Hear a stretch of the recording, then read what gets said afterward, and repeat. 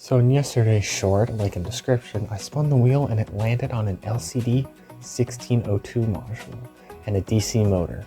So I thought, what better idea than to make a fan and display its speed on that LCD.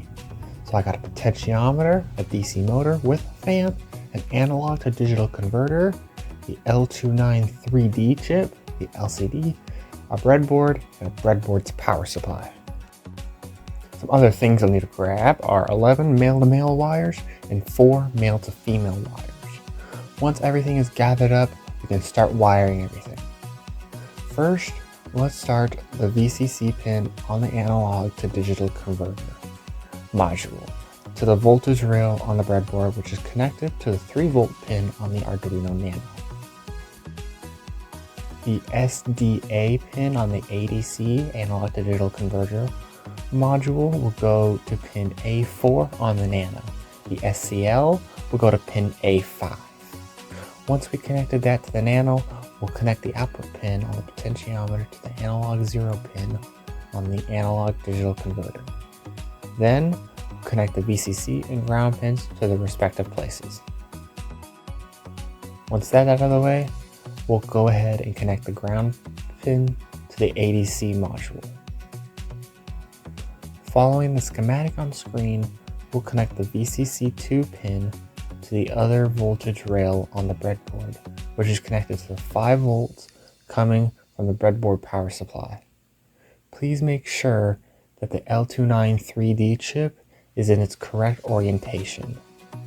If you have any questions, ask away in the comments.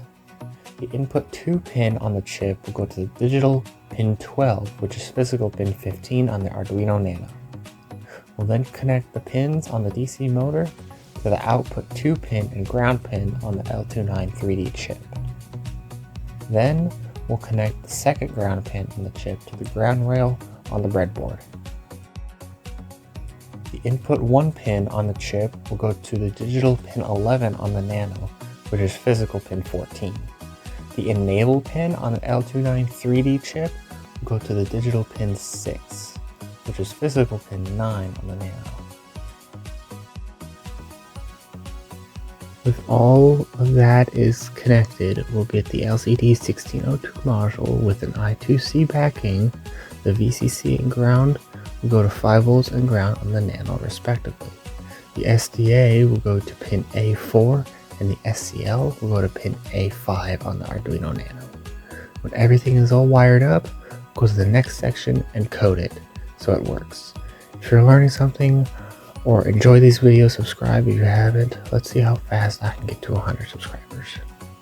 With that out of the way, we'll need to go to the Arduino's website and download the Arduino IDE. I'll be sure to leave a link in the description to download it. Once we install it and get it open with a new sketch, we'll start coding. The first section of code includes the necessary libraries for using the LCD 1602 module and the wire library for I2C communication. It also defines a constant named ADS7830_address with a value of 0 by 4B, which is the I2C address of the ADC 7830 analog to digital converter module. Then there is a section which defines 3 integer variables named motor pin 1, motor pin 2, and enable pin, and assigns the values of 11, 12, and 6 respectively. These variables represent the pin numbers on the Arduino Nano that are connected to the input 1, input 2, and enable pins on the L29 3D chip respectively. These variables are used later in the code to control the speed and direction of the DC motor. The next section also creates an instance of liquid crystal _I2C class named LCD and initializes it with the I2C address of 0 by 27 and dimension 16 by 2. This object represents the LCD 1602 module and is used later in the code to control it. The next 2 variables named previous millis and interval for implementing a non-blocking delay. The previous millis variable is used to store the last time the LCD was updated, while the interval variable specifies how often the LCD should be updated, in this case, every 500 milliseconds. The setup function is called once when the program starts. In this function, I2C communication is initialized using the wire.begin function, and the LCD is initialized using the lcd.init function. The backlight of the LCD is also turned on using the lcd.backlight function.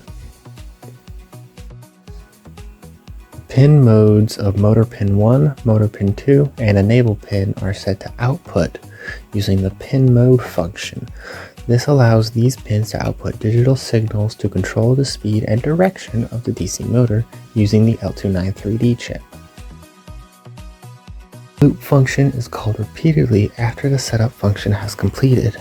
This is where the main logic of your program resides. In this line on screen, you call your custom function named read ADS7830 with an argument of 0. This reads a value from channel 0 on your ADS7830 analog to digital converter module. The value read from this channel represents your potentiometer's position. In this line, you use Arduino's built-in map function to map your potentiometer's value from its original range to a new range suitable for controlling your DC motor speed. The mapped value is stored in a variable named motor speed. In these lines, you use your Arduino's built-in functions named analog write and digital write to control your DC motor speed and direction.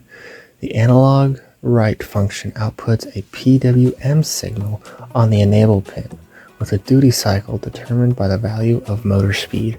This PWM signal controls the average voltage supplied to your DC motor, which in turn controls its speed. The digital write function sets the digital output of motor pin 1 and motor pin 2 to either high or low. In this case, motor pin 1 is set to high and motor pin 2 is set to low, which sets your DC motor's direction. You can reverse your motor's direction by swapping these values.